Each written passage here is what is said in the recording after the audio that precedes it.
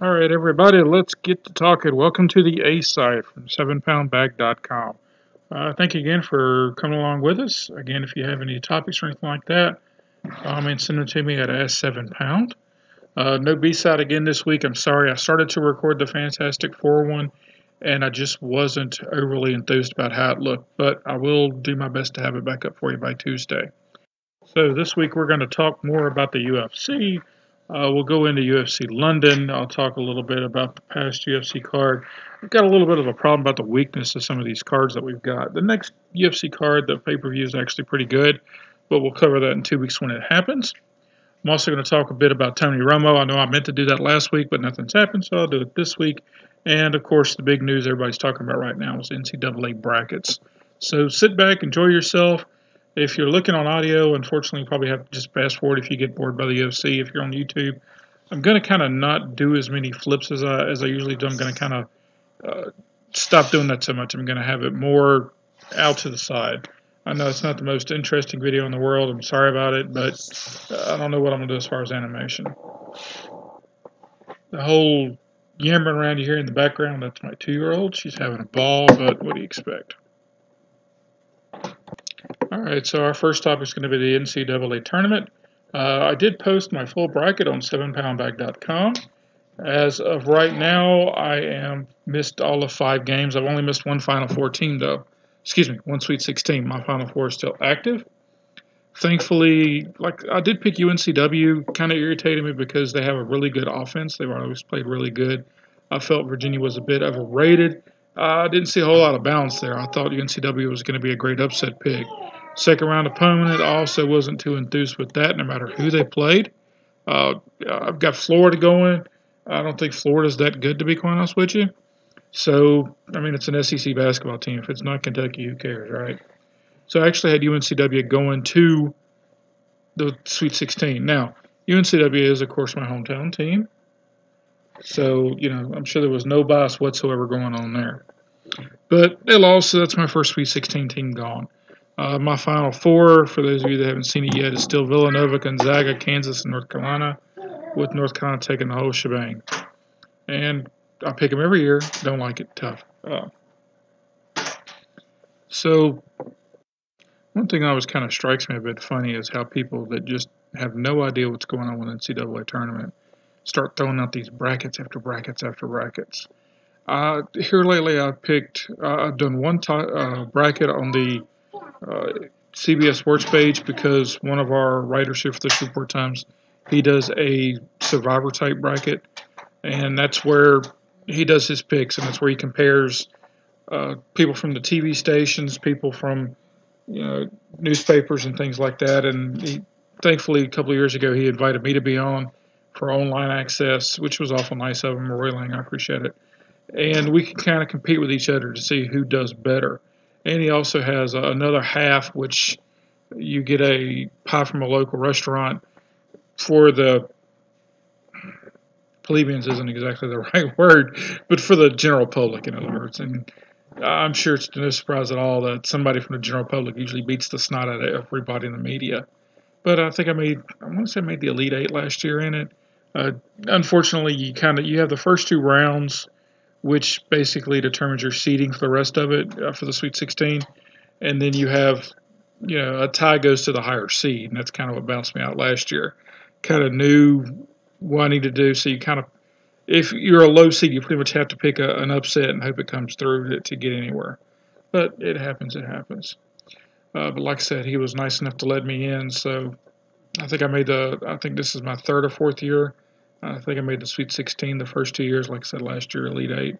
Who knows what I'll do this year? I guess it kind of depends on how the rest of my picks turn out. But like I said, I'm still picking North Carolina. Probably pick them every year. They're any good to die and don't really care. Second topic is, of course, the UFC. We've got another card this weekend. And oh my gosh, does it stink. Quick recap of UFC Fight Night 106. I went 1-0, of course, because I picked Kelvin to beat Vitor Belfort, the only fight I really cared about on the card. It's been a 3-1 on the year. I didn't figure Vitor would give Kelvin too much of a problem, and of course he didn't. Kelvin knocked him out fairly quickly. Uh, then, of course, he calls out Anderson Silva. I understand calling out Anderson Silva. Anderson Silva is fairly big for a middleweight. He's actually going up with somebody who's not uh, going to be overwhelmingly strong on him, because Anderson Silva's not exactly known for massive takedowns. Somebody who's got a good chin. Of course, he's going after a name. He's going for somebody who's ranked. I mean, it's not like he's calling out Randy Couture here. But he is, I understand trying to go on this whole Legends kick, because it does put something on your resume. It is guys that'll sell. If he has Anderson Silva as his opponent, he's obviously not going to be put on the Fight Pass. Not that Kelvin's probably ever going to fight for Fight Pass again, but still, gives him something to do, which is awful nice of him. Do apologize for the background noise. My 2-year-old's having a ball. Literally. So let's go on to UFC Fight Night 107.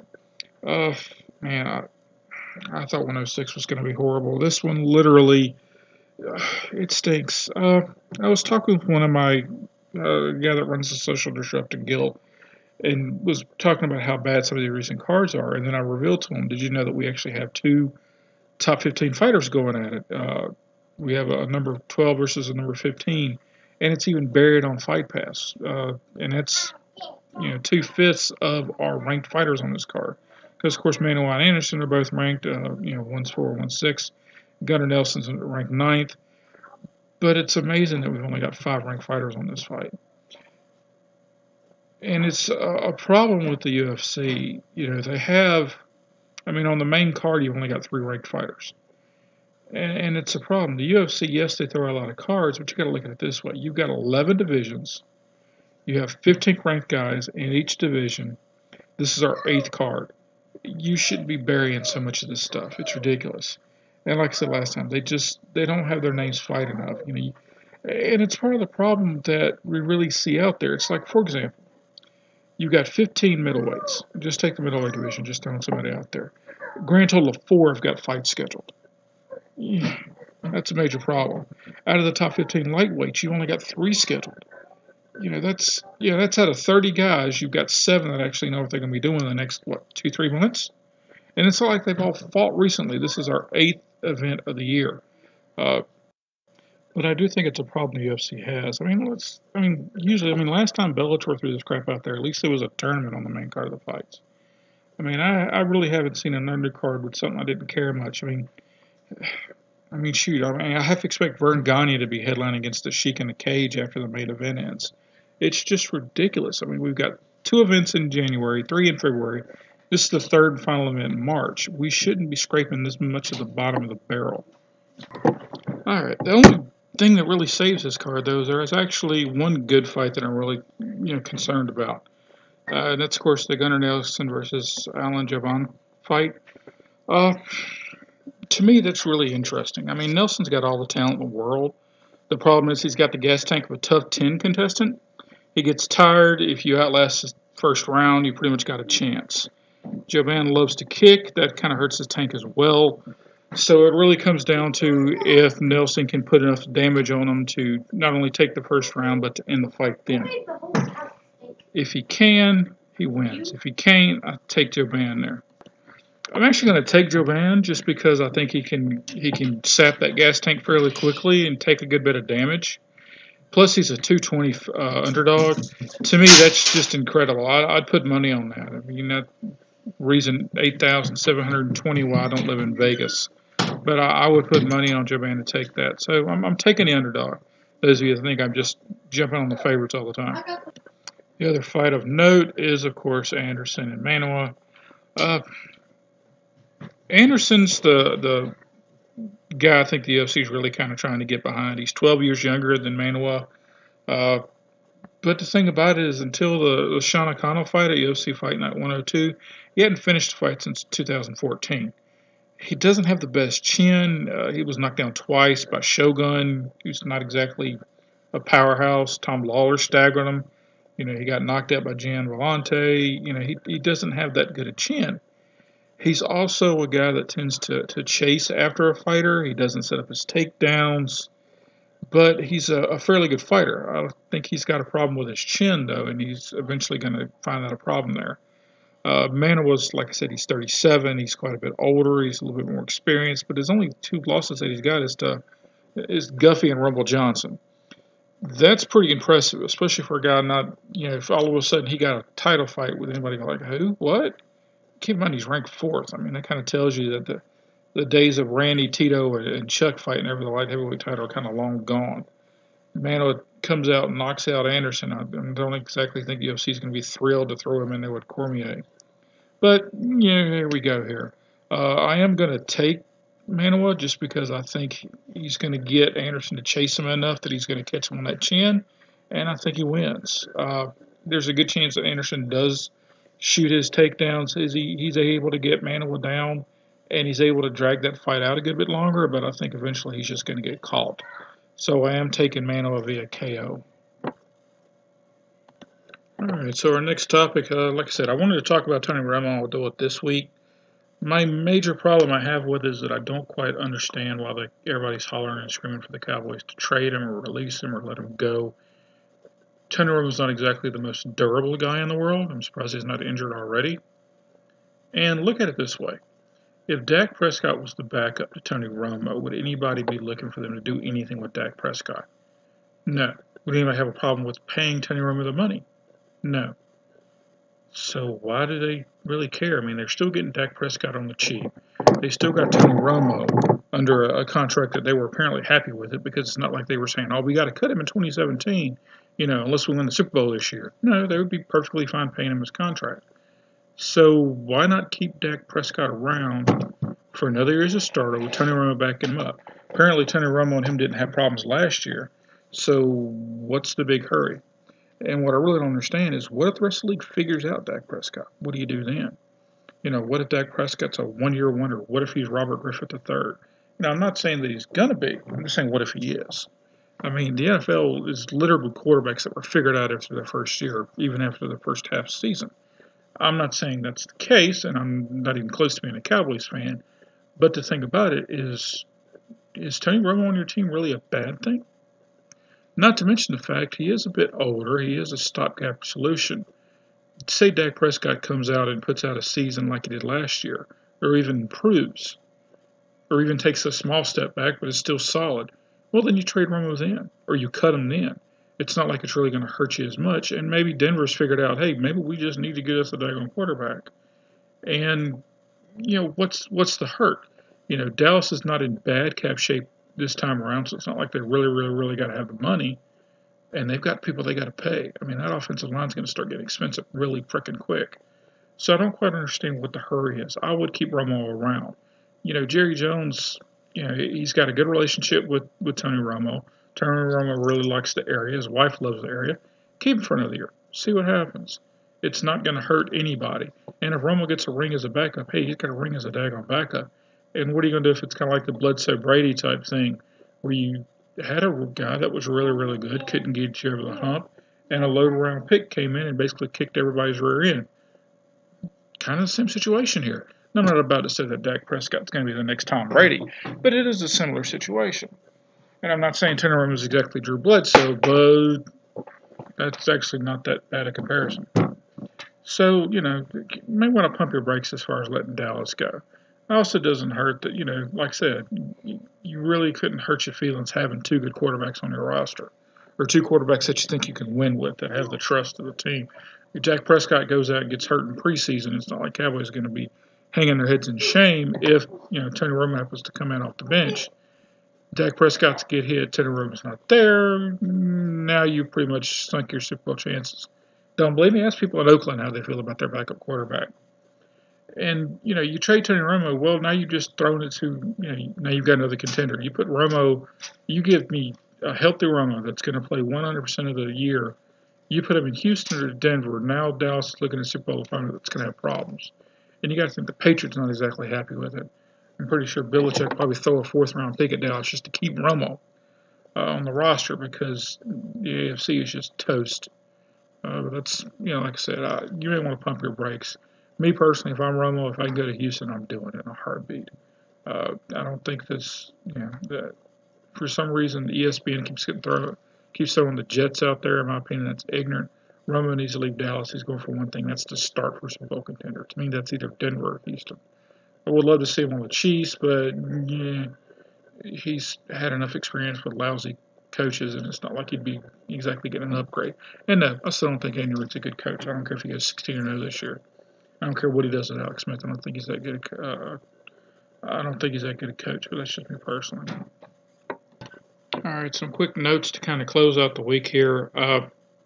There will be no social disruption this weekend. We've had some more problems going on, so we're sorry, missed it this week. Today is St. Patrick's Day, so I hope everybody that's hearing this is wearing green. I, of course, am part Irish, so I'm wearing my green on the inside. Don't like it tough. So, stay safe out there this weekend, because good knows the cops are going to be out there trying to make that commission check. If you have any future things you'd like me to speak on, please make sure you hit that Ask 7 Pound hashtag. We'll see what else we can come up with. Of course, I'll give you full credit if I use any of your ideas. We would like you to encourage you to hit the website. We had quite a few things this week going on. This week over on the website, we had 21 articles posted as of so far today.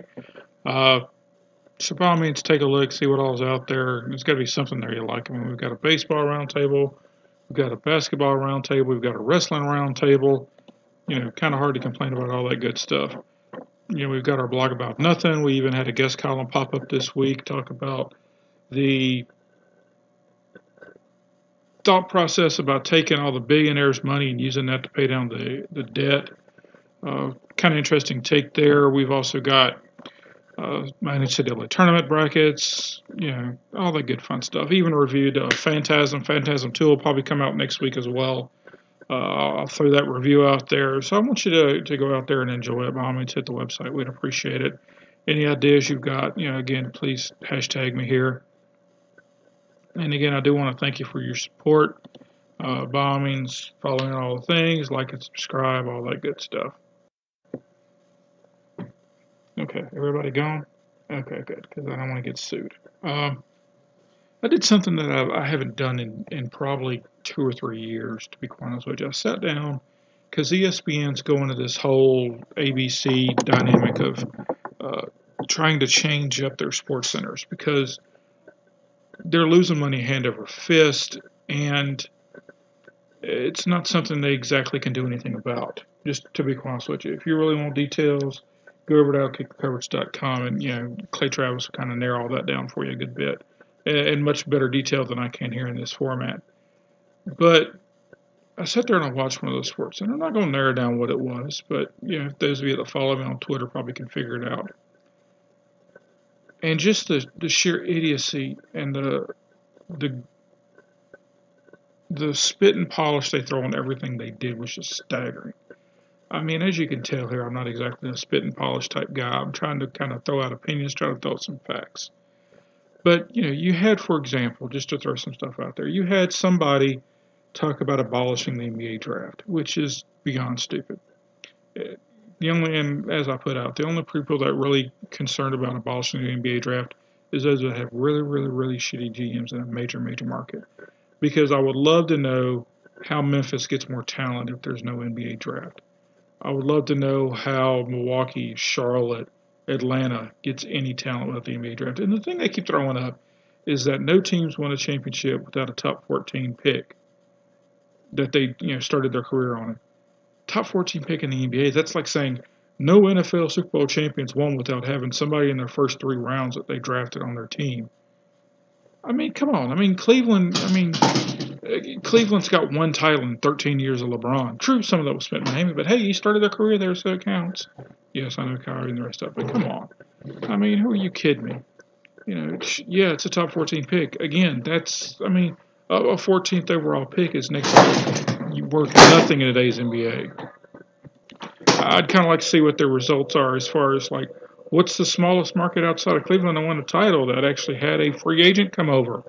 I mean, if you look at the past bunch of champions, let's get real here, people. Golden State, yes, they got Steph Curry. They also traded for Andre Iguodala, which didn't hurt.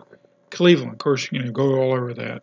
San Antonio Spurs, well, let's see, they drafted Tim Duncan. They also drafted Manu. They also drafted Tony Parker. Hello, there's your draft. Then we look at the Heat. Yes, LeBron was a big one there. Chris Bosh was also a big part there. They drafted Dwayne Wade, same draft class as LeBron, by the way. So I mean, kind of need that free agent, kind of sticking them to in there. Then before that, you look at the Dallas Mavericks. Well, Dirk Nowitzki was the guy there. They traded for Jason Kidd. Then you go to the Lakers. Lakers haven't had a homegrown hero since Kobe Bryant, but still. Then you look at the Celtics. Well, you got Paul Pierce, but they also traded for Ray Allen. They traded for Kevin Garnett. Again, what did they use for that? Well, they got Kevin Garnett mostly because of Al Jefferson, who was drafted pick. Then you kind of go back and forth. It's like, name me the last team that was all homegrown players. Name me the last team that was all brought in by free agents. You abolish the draft, you take out all the trade chips. You take out all the scenarios. Not to mention the fact how big, and his whole thought process was, well, it'll make GMs do their work harder. No, it won't. You take somebody, basically you take the entire class of Kentucky and say, hey, look, we'll give you each $5 million. Y'all come to this team. Hey, look, it's New York. Congratulations, you just rebuilt your team. You got Melo and basically the entire Kentucky team on there. I think you'll be all right most years. True, how good have the Kentucky players been in the NBA? But hey, it's a thing. That's a process you could do. You go and you pick and choose, 5 guys and you put them together. You basically have AAU ball in the NBA. And as I said, how do small markets get better? Who do the Bucks have? You can't trade picks anymore, so you got to trade somebody on your team. And plus, you got to overpay for what you got. That kind of sounds really crappy. So welcome to, not to mention the fact you really want to give Pat Riley an open shot at everybody that he wants to go get. Yeah, good luck with that. So that's an ignorant idea. And then they come out and the guy says, well, name everybody that's tanking.